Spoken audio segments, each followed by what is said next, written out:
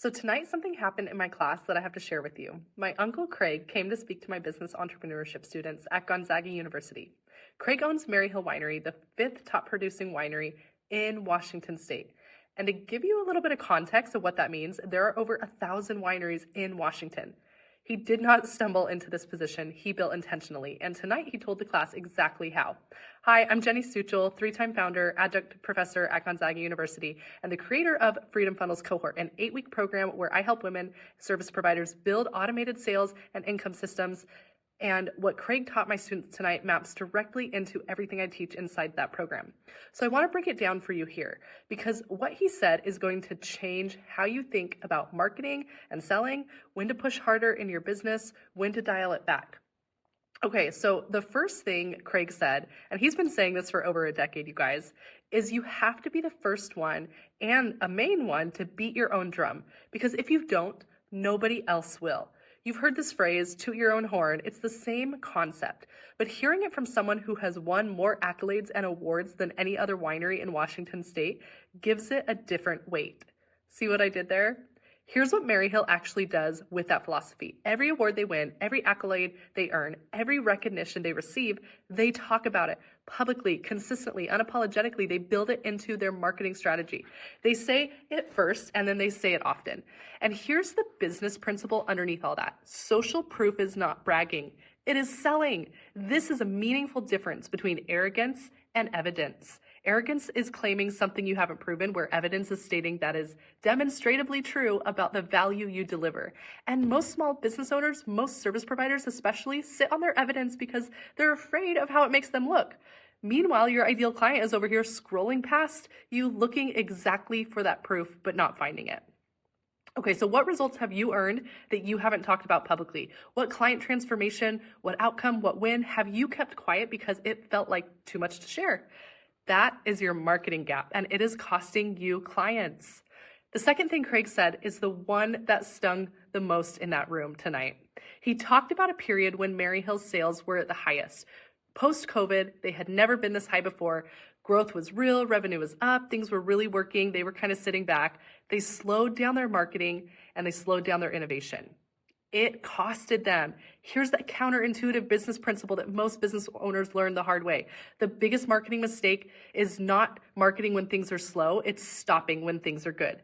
When your sales are strong, your confidence is high, your momentum is real, you've got an awesome following, people want to be with winners. This is exactly when to double down. This is when the gap between you and your competition can widen permanently, because most businesses coast when things are good. They get comfortable, they stop building. The ones that last, the ones that become the fifth top producing winery out of 1,000 in Washington, are the ones that treat this season as an invitation to accelerate, not just to relax.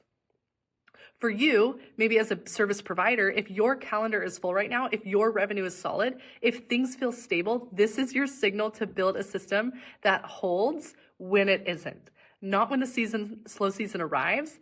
Now, while you have the margin to build something that is going to help you push you to that next level.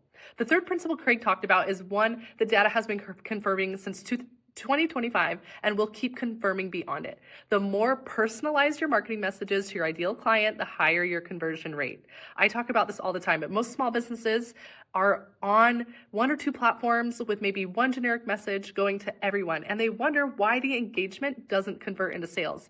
Here's what Craig understands about Maryhill marketing.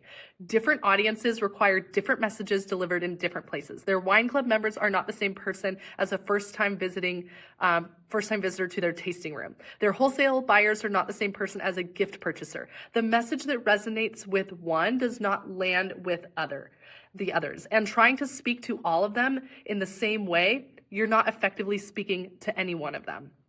This is the difference between marketing and selling. And I want you to spend a minute on that distinction, because I think it's the most important thing. It's not going, that I might say today, but marketing is everything you do to get someone to find you, right? The reel, the post, the SEO, the referral. Its only job is to get someone to help discover that you exist. Selling is everything that happens after they find you. The path, the trust building, the warming sequence, the specific clear invitation sent at a specific time. A paid next step, maybe. Marketing gets people to your door. Selling is what happens inside the building. Most service providers have the first one. They've built a content strategy. They're showing up, they're getting found, and then someone lands on their profile and there is nowhere to go. It's marketing without selling. And this is like filling up a bathtub with the drain open. You can turn the tap up as high as you want, but the drain is never going to fill. And because the message isn't personalized, because it's speaking to everyone generally, the few people who do stay don't feel seen enough to take that next step to purchase.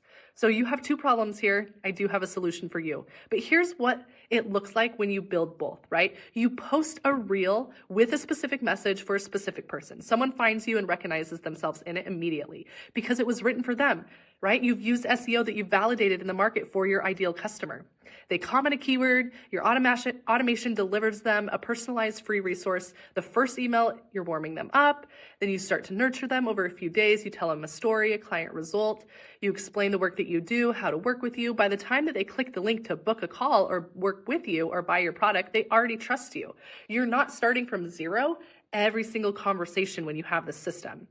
Right? So when life happens, when you need to step back, when you're sitting at a bedside and barely touching your business, right? Like I was with my grandmother this last month, the system keeps running, the personalized message keeps landing, the leads keep warming, and your business is like a river. It flows the way the banks are built.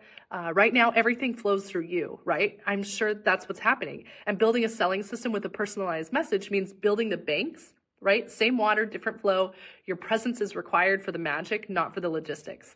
And Craig has been building those banks at Maryhill for a decade, for 25 years actually, beating his own drum, doubling down when things were good, personalizing the message to the right audience, even if they messed up one time, right? That's why they've been around since 2000. Okay, 3 things I want you to take from tonight. Number 1, beat your own drum. What result, win, or client transformation have you not talked about publicly because it felt like maybe bragging? Write it down. Create your next marketing piece around this. Number 2, double down now if things are going well in your business. This is a signal to build. Do not coast. The businesses that last accelerate in the good season. And 3, get really specific. Is your marketing message speaking to one specific person or generally to everyone? Who is your ideal avatar? Do you have a bank of SEO keywords you can use? This is going to help you get a higher conversion rate. And this is what the data is showing us. You need to be more specific and personalized with your message, from your entry point to your nurture sequence, all the way to your sales and conversion structure. Okay, that's exactly what we construct inside my Freedom Funnels cohort in just 8 weeks. Your actual business with my help alongside you every single week, building out these structures for you. And if you want to start there, I put the link in the comments. If you want to take a free revenue leak quiz and find out exactly in 2 minutes where your specific gap is in your sales path and system right now, I put that link below. It'll take you just 2 minutes. I want to thank my Uncle Craig for the lessons tonight, and I'm always cheering you on.